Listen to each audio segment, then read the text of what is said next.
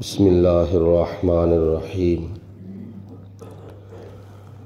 اللہم صلی علی سیدنا و مولانا محمد وعلی آل سیدنا و مولانا محمد وبارک وسلم۔ قال اللہ تبارک و تعالی فی القرآن المجید والفرقان الحمید وتفقد الطیر فقال ما لی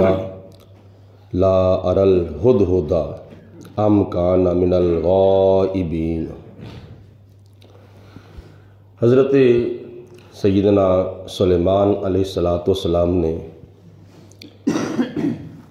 اس وزٹ کے اندر، اس دورے کے اندر ایک جگہ پہ پڑاؤ ڈالا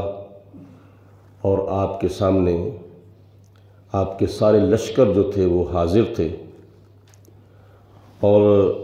آپ نے اپنے لشکروں کا مشاہدہ فرماتے ہوئے دیکھا کیا کہ ہدہد جو ہے وہ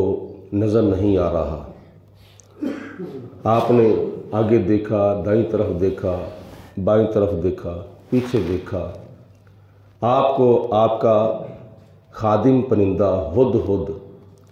نظر نہیں آیا، کیونکہ جب سلیمان علیہ السلام چلتے تھے تو آپ کے لشکری آپ کو بہت ہی پروٹوکول دیتے تھے، اور جب آپ جگہ پہ جلوہ فروز ہوتے تھے تو اس وقت بھی آپ کے لشکری بہت آپ کو پروٹوکول دیتے تھے۔ کوئی آپ کے دائیں طرف ہوتا تھا، کوئی بائیں طرف ہوتا تھا، کوئی کسی خدمت کے لیے حاضر ہوتا تھا، کوئی کسی خدمت کے لیے مامور ہوتا تھا۔ تو یہ جو پرندہ تھا ہدہد،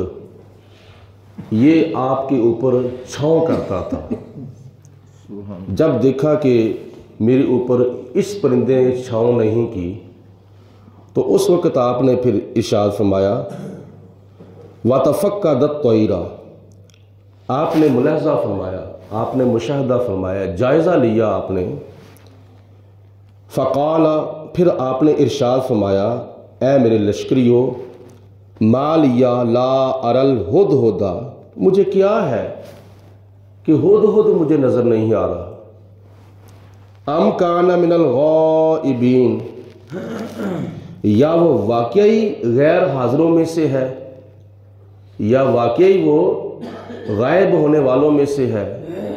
کہاں ہے ہدہد؟ اللہ تعالیٰ کے نبی کو سب کچھ پتہ تھا، اور 1,00,000 کئی ہزار نبیوں میں سے ایک نبی کے بارے میں ایک سیکنڈ کے لیے بھی یہ عقیدہ رکھا جائے کہ نبی کو خبر نہیں تو اس کی نبوت کا انکار ہو جاتا ہے، اور جب کسی نبی کی نبوت کا ایک سیکنڈ کے لیے بھی انکار ہو جائے تو اس کے بعد پھر اپنے ایمان کی تجدید کرنی پڑتی ہے، توبہ کرنی پڑتی ہے، کیونکہ نبی کا معنی ہی ہے خبر دینے والا، تو خبر تو وہی دیتا ہے جو خبردار ہو۔ تو اس لیے جناب سلیمان علیہ السلام اللہ تعالیٰ کے جلیل القدر نبی تھے، اور آپ نے دیکھا کہ ہدہد غائب ہے، تو آپ نے فرمایا کیا ہے مجھے، ما لیا مجھے کیا ہے، ام کان من الغائبین، کیا واقعی ہدہد جو ہے وہ غیر حاضر ہے؟ یعنی جناب سلیمان علیہ السلام نے اپنے لشکریوں سے ارشاد فرمایا کہ ہدہد کدھر گیا ہے، واقعی غائب ہے، واقعی غیر حاضر ہے۔ جناب سلیمان علیہ السلام نے جب دیکھا کہ ہدہد نظر نہیں آ رہا،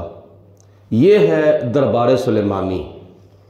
نبی کریم صاحب خلق عظیم حضرت محمد مصطفیٰ صلی اللہ علیہ وآلہ وسلم کو جب کسی صحابی کی اپنے دربار میں ضرورت پڑتی تھی تو نبی کریم علیہ السلام ارشاد فرماتے تھے فلاں صحابی غائب ہے، حاضر نہیں ہے،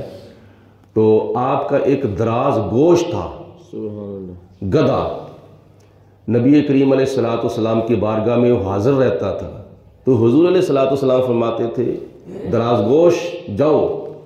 میرے فلاں صحابی کو بلا کر لاؤ۔ یہ بخاری شریف کی حدیث پاک ہے کہ نبی کریم علیہ السلام بیچتے تھے اس کو، اور وہ دراز گوشت جب اس صحابی کے دروازے پہ جاتا تھا تو جا کے اپنے سر سے اس دروازے کو ٹکر لگاتا تھا، اور جب دروازے کو ٹکر لگاتا تو دروازے کو ایک دستک مل جاتی، وہ صحابی دروازے سے باہر آتے تھے اور آ کر دیکھتے تھے نبی پاک علیہ الصلوۃ والسلام کا گدھا آیا ہے، حضور علیہ الصلوۃ والسلام کا دراز گوش، آپ نے لاڈ کے ساتھ اس کا نام دراز گوش رکھا ہوا تھا۔ تو اس صحابی نے دیکھا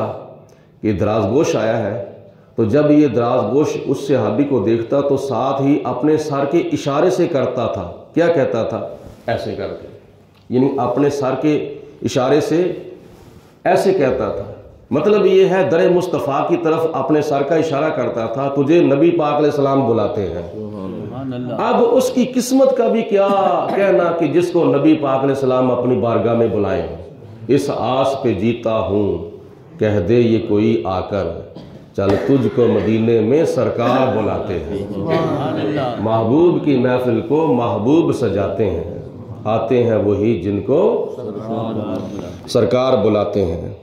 تو نبی کریم علیہ الصلوۃ والسلام کے دربار کا بھی کیا کہنا، جب حسن تھا ان کا جلوہ نما، انوار کا عالم کیا ہوگا، ہر کوئی فدا ہے بن دیکھے دیدار کا عالم کیا ہوگا، جب خدمت میں تھے ان کی بو بکر و عمر عثمان و علی، اس وقت محمد عربی کے دربار کا عالم کیا ہوگا۔ یہ ہے میرے نبی علیہ الصلوۃ والسلام کا دربار۔ اور جناب سلیمان علیہ الصلوۃ والسلام نے دیکھا کہ ہدہد غائب ہے، نہ جب سلیمان علیہ السلام نے دیکھا کہ ہدہد حاضر نہیں ہے تو آپ نے، اور یہ بھی یاد رکھیں کہ ہدہد کی ایک تو ڈیوٹی یہ تھی اپنے پروں کی چھاؤں کرتا تھا، اور دوسری اس کی ڈیوٹی یہ تھی کہ جناب سلیمان علیہ الصلوۃ والسلام جہاں کہیں پڑاؤ ڈالتے تھے، قیام فرماتے تھے، آپ کو جب پانی کی حاجت ہوتی تھی تو آپ اس پرندے کو حکم دیتے تھے کہ ذرا پرواز کرو، اوپر جاؤ، اوپر جا کر چاروں طرف دیکھو کہ کہیں پانی کا چشمہ ہو، کہیں پانی کا تالاب ہو تو مجھے آ کر بتاؤ۔ یہ سب کچھ پتہ ہونے کے باوجود یہ حکم دیا جا رہا ہے، یعنی جناب سلیمان علیہ الصلوۃ والسلام کی بارگاہ میں یہ اپنی خادمانہ حیثیت پیش کر رہا تھا اور خادم کی ڈیوٹی دے رہا تھا۔ تو جب کہ سلیمان علیہ الصلوۃ والسلام خود بھی فرما سکتے تھے کہ فلاں جگہ پہ پانی ہے، جاؤ لے کے آؤ، لیکن یہ شاہی دربار کا ایک پروٹوکول ہوتا ہے۔ تو حضرت سلیمان علیہ الصلوۃ والسلام فرماتے کہ پانی کا پتہ کرو، پانی کہاں ہے، تالاب کہاں ہے، چشمہ کہاں ہے۔ یہ پرندہ پرواز کرتا کرتا کرتا کرتا اتنا بلند ہو گیا کہ پوری دنیا جو تھی اس کو ایک چھوٹی سی نظر آنی شروع ہو گئی، اور یہ پھر آ کر بتاتا تھا حضور فلاں جگہ پہ پانی ہے، فلاں جگہ پہ چشمہ ہے۔ آپ پھر اپنے خادم جنوں کو بھیجتے تھے، وہاں سے پھر وہ پانی لاتے تھے۔ اور ایک بات اور یاد رکھیں، مفسرین نے لکھا ہے کہ اس پرندے کو اللہ پاک کی ذات نے اس قدر نظر عطا فرمائی تھی کہ جو زمین کے اوپر پانی ہوتا تھا وہ بھی نظر آ جاتا تھا، اگر زمین کے اوپر پانی نہیں ہوتا تھا تو آپ اس پرندے کو یہ بھی پتہ چل جاتا تھا کہ فلاں زمین کے اندر پانی ہے، زیادہ نیچے ہے یا زیادہ اوپر ہے۔ زمین کے اندر پانی، نیچے پانی جو ہوتا ہے نا وہ مختلف مقامات پر کہیں سے پانی اوپر ہوتا ہے، کہیں سے پانی نیچے ہوتا ہے، یعنی یہ جو بور کرتے ہیں نا یہ ان کو پتہ لگ جاتا ہے کہ اتنے فٹ بور کریں گے تو پانی جلدی آ جاتا ہے، اتنے فٹ بور کریں گے تو پانی جو ہے وہ جلدی نہیں آئے گا۔ تو اسی طرح پانی کہیں سے اوپر ہوتا ہے، کہیں سے نیچے ہوتا ہے۔ پرندے کو پتہ چل جاتا تھا کہ اگر زمین کے اوپر پانی نہیں یا تالاب نہیں یا کوئی چشمہ نہیں، زمین کے بیچ میں پانی ہے، تو آ کر یہ بھی بتا دیتا تھا حضور فلاں جگہ پہ پانی جو ہے وہ اوپر ہے، تھوڑا سا زمین کو کریدنا پڑے گا، تھوڑا سا زمین کو کھودنا پڑے گا۔ تو آپ پھر اپنے جنوں کو بھیجتے تھے، اس زمین کو کھود کر یا کرید کر وہاں سے پانی جن جو ہے وہ نکال کے لاتے تھے۔ یہ ہدہد پرندے کی نظر کا عالم تھا۔ تو جب ایک پرندے کی نظر کا عالم ہے تو پھر نبی کی نظر کا کیا مقام ہوگا۔ نبی پاک علیہ الصلوۃ والسلام تو جس سواری کے اوپر سوار ہوتے تھے اس سواری کو بھی اللہ تعالیٰ اتنی نظر عطا فرما دیتا تھا۔ آج لوگ عقیدہ رکھتے ہیں کہ نبی کو دیوار کے پیچھے کا پتہ نہیں ہے۔ اللہ تعالیٰ کے نبی کی نظر تو درکنار جس سواری کی یا جس پرندے کی نسبت نبی سے ہو جائے، اللہ پاک اس کو بھی نظر کی اتنی وسعت عطا فرماتا ہے کہ وہ زمین کے اندر پانی جو ہوتا ہے وہ بھی معلوم کر لیتا ہے کہ فلاں جگہ پہ پانی جو ہے وہ زیادہ اوپر ہے یا زیادہ نیچے ہے۔ تو جناب سلیمان علیہ السلام نے جب دیکھا کہ پرندہ حاضر نہیں، ہدہد غائب ہے، تو آپ نے کیا ارشاد فرمایا؟ لَأُعَذِّبَنَّهُ، البتہ میں ضرور اس کو سزا دوں گا۔ جو غائب ہے نا، جو غیر حاضر ہے، استاد کلاس پڑھا رہا ہو، شاگردوں کی حاضری لگائے، فلاں بھی حاضر ہے، فلاں بھی حاضر ہے، فلاں بھی حاضر ہے، فلاں بھی حاضر ہے، اور فلاں غیر حاضر ہے، اور اس نے بغیر پوچھے چھٹی کی ہے اور وہ حاضر نہیں ہے، تو بغیر پوچھے جس نے چھٹی کی ہے، اب دیکھو کل میں اس کا حال کیا کرتا ہوں، اس کو میں سزا دوں گا۔ تو یہ استاد کی ایک فطرت ہوتی ہے، چاہے بعد میں اس کو معاف کر دے۔ جناب سلیمان علیہ السلام نے اپنے غصے کا اظہار کرتے ہوئے ارشاد فرمایا، لَأُعَذِّبَنَّهُ، ضرور میں اس کو سزا دوں گا، عذاباً شدیداً، اور بڑی سخت میں اس کو سزا دوں گا، بڑی سخت اس کو میں یہ سزا دوں گا۔ او لَأَذْبَحَنَّهُ، یا میں اس کو ذبح کر دوں گا، یا میں اس کو کوئی سزا دوں گا یا اس کو میں ذبح کر دوں گا۔ او لَيَأْتِيَنِّي بِسُلْطَانٍ مُبِينٍ، اور یا میں اس کو معاف کر دوں گا اس شرط پر یا تو کوئی معقول دلیل پیش کر دے غیر حاضر ہونے کی، یا کوئی معقول عذر جو ہے وہ پیش کرے، اور معقول عذر پیش کر دے گا تو میں اس کو معاف کر دوں گا۔ اگر بغیر وجہ کے یا بغیر معقول دلیل کے وہ غیر حاضر ہوا ہے، یا میں اس کو بڑی سخت سزا دوں گا یا میں اس کو ذبح کر دوں گا۔ یہ جناب سلیمان علیہ السلام نے اپنے درباریوں کو ارشاد فرمایا۔ تو جب پھر وہ پرندہ واپس آیا، پھر آپ نے اس سے پوچھا، اس نے عرض کی، اس کے بعد پھر جو واقعہ ہے انشاءاللہ تعالیٰ کل کے درس قرآن میں اللہ پاک ہم سب کو عمل کرنے کی توفیق عطا فرمائے۔ وآخر دعوانا ان الحمدللہ رب العالمین۔ صلاۃ والسلام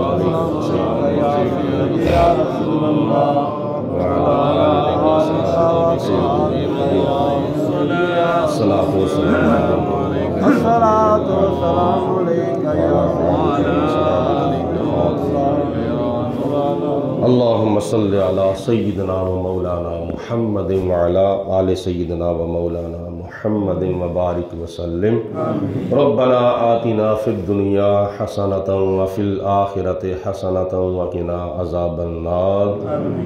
اللہم اید الاسلام والمسلمین، اللہم اید الایمان والمؤمنین۔ یا پروردگار عالم اپنا فضل و کرم، رحمتیں، برکتیں، انعام و اکرام، دین و دنیا کی نعمتیں، برکتیں، دنیا اور آخرت کی کامیابیاں، قبر و حشر میں نبی پاک علیہ السلام کی زیارت اور شفاعت، اور محشر کے میدان میں عرش الہی کا سایہ، قیامت کے دن نامہ اعمال یا اللہ پاک ہمیں دائیں ہاتھ میں نصیب فرما۔ یا اللہ ہماری ادا کی ہوئی نماز فجر کو اپنی بارگاہ میں قبول و منظور فرما۔ یا پروردگار عالم ہمیں قرآن پاک پڑھنے کی، سننے کی، سیکھنے کی، سمجھنے کی، اور اس پر عمل کرنے کی، اور اس کی تعلیمات کو دوسرے مسلمان بہن بھائیوں تک پہنچانے کی توفیق عطا فرما۔ یا رب العالمین ہمیں اپنا خوف عطا فرما، مذہبی شوق و ذوق عطا فرما، دنیا سے بے رغبتی اور دین کی طرف اور آخرت کی طرف زیادہ سے زیادہ راغب ہونے کی توفیق عطا فرما۔ مرتے وقت کلمہ پڑھنا نصیب فرما، زندگی شان کی عطا فرما، موت ایمان کی عطا فرما، بیماروں کو شفا عطا فرما، مقروضوں کو قرضے سے چھٹکارا عطا فرما،